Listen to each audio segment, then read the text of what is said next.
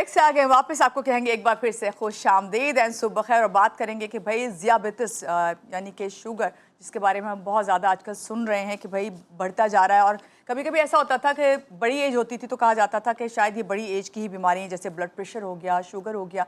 लेकिन जनाब जो बुढ़ापे की बीमारी जिसको समझा जाता था, मगर अब ये मर्ज़ तेज़ी से जो हमारे यंगस्टर्स हैं उनमें भी बढ़ा है। और यंगस्टर्स के साथ साथ हम ये भी देख रहे हैं कि हर गुजरते दिन के साथ कुछ ऐसी बातें भी हमारे सामने आ रही हैं कि बच्चों में भी जो है ज़ियाबितिस के असरात हैं और वो शुगर के मरीज़ हैं।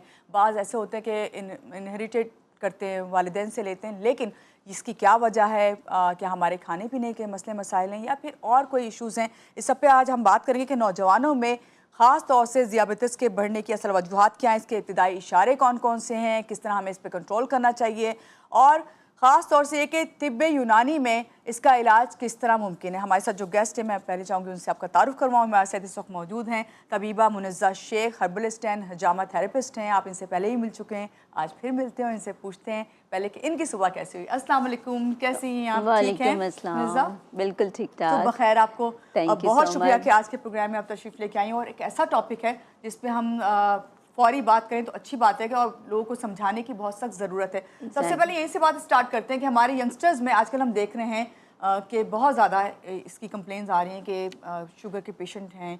क्या वजह है इसकी? मेन वजह जो सबसे बड़ी है वो बताइएगा, और उसके बाद फिर हम आपसे पूछते हैं कि सिम्टम्स क्या होते हैं इसके। सबसे बड़ी वजह मैं कहूँगी स्ट्रेस है। ओह, द मेजर रीज़न, क्योंकि स्ट्रेस आपके नर्वस सिस्टम को वीक बनाता है। और ये इनफैक्ट आपको स्ट्रेंज लगेगा, बट बिल्कुल लगा हकीकत मुझे। यही आपने है। कहा स्ट्रेस बना, हम तो कहते हैं हम शुगर इसलिए हो गई भाई हम ज़्यादा मीठा ले रहे हैं।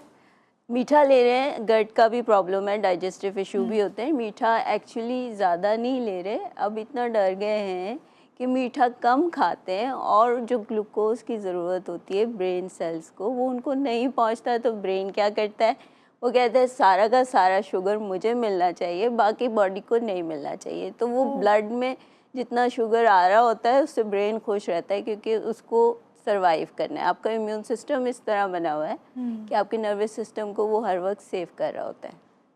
तो मेन वजह स्ट्रेस है, सबसे बड़ी वजह कि बच्चे फिज़िकल एक्टिविटी में इन्वॉल्व नहीं होते आजकल। एक जो लाइफ स्टाइल है उनका, वो इतना मोबाइल प्रोन है कि वो हर वक्त या मोबाइल पे होंगे या स्क्रीन के सामने होंगे, या वो ऐसी एक्टिविटीज़ करते हैं जिससे उनकी बॉडी में प्रॉपर मूवमेंट्स नहीं होती। ठीक है, या वो बैठे रहेंगे या कॉच पोटैटो की तरह, आपको पता है, सोफे पे लेट के बस मोबाइल पे काम कर रहे हैं, या ऑफिस से नहीं कर रहे तो घर पे भी सारा दिन फिर वो कैजुअल रहते हैं। नंबर 1 रीज़न ये हो गया। फिर सेकंड अगर आप देखें तो डाइट इस तरह से कि आप फास्ट फूड बहुत ज़्यादा लेते हैं, उसमें शुगर कंटेंट बहुत ज़्यादा होता है, उसमें आपके कार्ब्स बहुत ज़्यादा होते हैं। और कार्ब्स वो नहीं होते जो कॉम्प्लेक्स हो, वो होते हैं जो जल्दी डाइजेस्ट हो जाते हैं, वो शुगर में आ जाता है, आपका शुगर ज़्यादा हो जाता है, स्पाइक करता है। दूसरा रीज़न ये है। तीसरा जो बहुत मेजर रीज़न है वो इसी से, दोनों से रिलेटेड है, कि आपकी किडनी और लिवर प्रॉपर काम नहीं कर रहे होते। किडनी को हीट चाहिए होती है प्रॉपर, वो उसका टेम्परामेंट कोल्ड हो जाता है। आपने देखा होगा शुगर के पेशेंट बार बार यूरिन पास करने के लिए जाते हैं। जब वो यूरिन पास कर रहे होते हैं बार बार, तो उनकी बॉडी से मिनरल भी निकल रहे होते हैं, आपके वाटर कंटेंट भी निकल रहे होते हैं, तो बॉडी डिहाइड्रेटेड हो जाती है। बॉडी डिहाइड्रेटेड होती है तो मिनरल्स कम हो जाते हैं, तो उनकी बॉडी में पेन होना शुरू हो जाते हैं, और सारा का सारा असर फिर आपके ब्रेन पर ज़हन पड़ता पे है। आता है। बिल्कुल सही बात। एग्जैक्टली। मुनज़्ज़ा, किन अलामात को हमें नज़रअंदाज बिल्कुल नहीं करना चाहिए ताकि ज़ियाबितिस जो है बर वक्त उसकी जो है तशख़ीस हो सके, पता चल सके? अगर आप रात को देर से सो रहे हैं, या आपको नींद नहीं आ रही, या आप रात भर बार बार यूरिन पास करने जा रहे हैं, या आपको सुबह उठ के first thing in the morning भूख नहीं लग रही, या हद से ज़्यादा भूख लग रही है, आप बार बार खा रहे हैं, क्योंकि बॉडी को फील हो रहा है कि मुझे प्रॉपर न्यूट्रिएंट्स नहीं मिल रहा, I need more food to survive, तो या तो आप बार बार खा रहे हैं या खाना ही नहीं चाह रहे कुछ। डायबिटीज़ ऐसी है कि कुछ टाइम हाइपरग्लाइसेमिक हो जाती है, और फिर अगर हाइपर ना हो तो सम टाइम ये होता है कि आप शुगर ले नहीं रहे तो हाइपो हो जाती है। हाइपो इज़ मोर डेंजरस क्योंकि उसमें आप गिर जाते हैं और आपको चक्कर आते हैं। यानी वो लो हो गई है। यस, आपकी शुगर लो हो गई, जिसे नॉर्मली सब जी कहते हैं। जी। तो दोनों का बैलेंस होना ज़रूरी है। आपकी इंसुलिन अगर सही इंसुलिन सीक्रेट हो रही है और वो बीटा सेल को और उसके जितने भी सेल हैं वो डिसफंक्शन नहीं है, प्रॉपरली काम कर रहे हैं और आपकी मसल्स को प्रॉपर फूड मिल रहा है, तो हो नहीं सकता ना कि आपको डायबिटीज़ का कोई इशू हो। तो आप कोशिश ये करें कि आप फिज़िकल एक्टिविटी को तो हर हाल में अपनी लाइफ का हिस्सा बनाएं।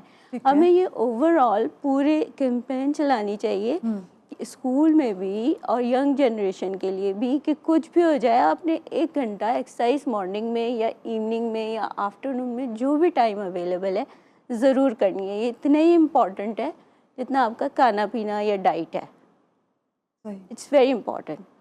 इसकी वजह यह है कि हम पहले जैसा देसी घी नहीं खाते, पहले जैसा देसी फूड नहीं खाते, हम अच्छी ग़िज़ा नहीं खा पाते, हम फल नहीं खाते कि भाई शुगर हो जाएगी। ये चीज़ें ये सब जो प्रोसेस फूड के इतने आदी हो गए कि नेचुरल फूड की तरफ दिल भी नहीं चाहता कि ये सेब पड़ा है तो सेब खा ले। हम कहेंगे ये एप्पल पाई रखा है, ये खा लेते फ्रिज से निकाल के। और ऐसे ही होता है ना, अक्सर देखा होगा। तो हमें वापस आना होगा नेचुरल चीज़ों की तरफ। जब हम नेचुरल चीज़ों की तरफ होएंगे तो हमारी बॉडी तैयार ही नेचुरल प्रोसेसिंग के लिए हुई है। वो फास्ट फूड नहीं कर सकती, वो प्रिजर्वेटिव जो उसमें यूज़ होते हैं उसको सही हजम नहीं कर सकती, वो एक्स्ट्रा टॉक्सिन्स होते हैं जो उसको निकालने में प्रॉब्लम होती है। सही। तो हमें जिस फौरी कौन सा ऐसा सिम्टम है, मेन खास तौर से यंगस्टर्स के लिए पूछूंगी कि भाई ये बताएं कौन सी ऐसी चीज़ है, आपने एक तो कहा यूरिन बार बार पास करने का, और ऐसा कोई सिम्टम जिसको हमें बॉडी पेन, पूरी बॉडी पेन, सुबह को लेथार्जिक फील कर रहे हो तो आपको फौरन जाना चाहिए। ब्लड टेस्ट होगा ये एक आपका। यस, आपका फास्टिंग भी होगा, आपका रैंडम भी होगा, दोनों करा लें, सच्चा है। यूरिन से भी आप चेक करवाएं और ब्लड से भी चेक कराएं। अच्छा, इसके लिए आप बताएं तिब्बे यूनानी में क्या इलाज है? अच्छा, तिब्बे यूनानी में इसके 2-3 तरीक़ों से इलाज होते हैं। हम इसको आप देखें कि पहले तो मेडिसिन देते हैं। मेडिसिन इस तरह की देंगे कि इसका जो मेटाबॉलिज्म है वो करेक्ट हो सके फर्स्ट डे, क्योंकि अगर वो सही है तो सारी चीज़ें सही हो जाती है। ब्रेन को काम करने के लिए मेडिसिन देते हैं। आपकी बॉडी में जो पेन हो रहे होते हैं उसको सूद करने के लिए मेडिसिन देते हैं कि वो पेन ना हो, पेन की वजह मालूम करते हैं। अब जो आपकी किडनी और लिवर में प्रॉब्लम है उसके लिए किडनी क्लेंस भी होता है, किडनी स्ट्रेंथनिंग भी होती है, और किडनी को प्रॉपर टेम्परामेंट वापस लाने के लिए, जिसे हम अपनी ज़बान में क़ुव्वत मुदब्बिरा बदन कहते हैं। अच्छा। मतलब उसका एक आपकी अपनी बॉडी की हीट होती है, उसको रिवाइव करने के लिए हम मेडिसिन देते हैं। तो वंस इट्स देयर आपका मेटाबॉलिज्म खुद आए वर्क करना शुरू करता है। तो जिनकी बॉडी ठंडी हो जाती है, फील होता है, किडनी का मसाज, फिर हिजामा से भी करते हैं इलाज जी। और समटाइम एक्यूपंक्चर से भी करते हैं कि आप ये वाले पॉइंट ज़रूर करा लें, या लोगों को बता देते हैं कि ये एक्सरसाइजेज ना आप ज़रूर करें। मैं आपसे पूछने लगी थी कि एक्सरसाइजेज भी हैं इसके लिए, क्योंकि एक्सरसाइज से भी काफ़ी आपकी बॉडी पे फ़र्क पड़ता है। देखिए, अगर आप बिल्कुल आप किडनी के साइड के ये 2 पॉइंट्स हैं आपकी किडनी, इसको हाथ गर्म करें, पीछे रखें और रब करें। अच्छा, खुद आप कर सकते हैं सेल्फ? एग्जैक्टली। आप बिल्कुल बैठे हुए हो, जब आप थक जाए, आप देखिए आपका ये पोर्शन जो है थक जाता है बैठ कर, तो आप इसको वार्म करें अपने हाथ से आहिस्ता आहिस्ता। और आपकी जो इनर थाइज है आप बेलन ले लें और उसको रोल करें दोनों साइड पे। यहाँ पे आपकी स्क्रीन का पूरा से भी कर सकते हैं इस तरह से। वाटर बॉटल नहीं, उसको रोल करना मुश्किल हो जाता है। वुडन सही है, नहीं बहुत आसान है। बस आपने थाइज यूं रखी है, बहुत आसान है, हमारे लिए तो बहुत आसान है। आपने थाइज यूं रखी है and you have to roll it, that's it. Okay. और कितने उसका टाइम करना है ये आप 5 मिनट सुबह कर लें, 5 मिनट शाम कर लें। आपको रोल करने में फील होना चाहिए कि आपका एक स्प्लीन चैनल यहाँ से चल रहा है, मेरिडियन चैनल, वो एक्टिवेट हो जाता है। वो एक्टिवेट हो जाता है तो आपकी किडनी फंक्शन प्रॉपर होती है, आपकी स्प्लीन का फंक्शन प्रॉपर होता है, आपका डाइजेस्टिव फंक्शन प्रॉपर होता है। तो अगर डेली रूटीन में ये चीज़ें भी आ जाती है तो इट हेल्प्स। It helps. बहुत अच्छी एक्सरसाइज बताई। और यंग जनरेशन में तो और भी ज़्यादा, बिकॉज उनकी हर चीज़ में वाइटलिटी ज़्यादा होती है। आप देखिए एनर्जी ज़्यादा होती है, रिवाइव जल्दी कर सकते हैं, रिवर्स हो सकती है डायबिटीज। ऐसा नहीं है कि ये बीमारी के हाँ, ये रिवर्स मैंने नहीं हो आपसे सकती। पूछना था, नेक्स्ट सवाल यही था, लेकिन मैंने कहा था चलो ब्रेक पे जाती हूँ, ब्रेक से आके पूछती हूँ आपसे कि ये रिवर्स इसको डिटेल में थोड़ा बता डिटेल में दी। बताइएगा हाँ। कि कितने बर और मैं वक्त जो है आपको इलाज कराने से हाँ खास तौर से हाँ तिब्बी हाँ यूनानी में फर्क पड़ता है। हाँ। लेते हैं यहाँ पे एक छोटी सी ब्रेक के बाद वापस आते हैं, रहिएगा आप भी हमारे साथ।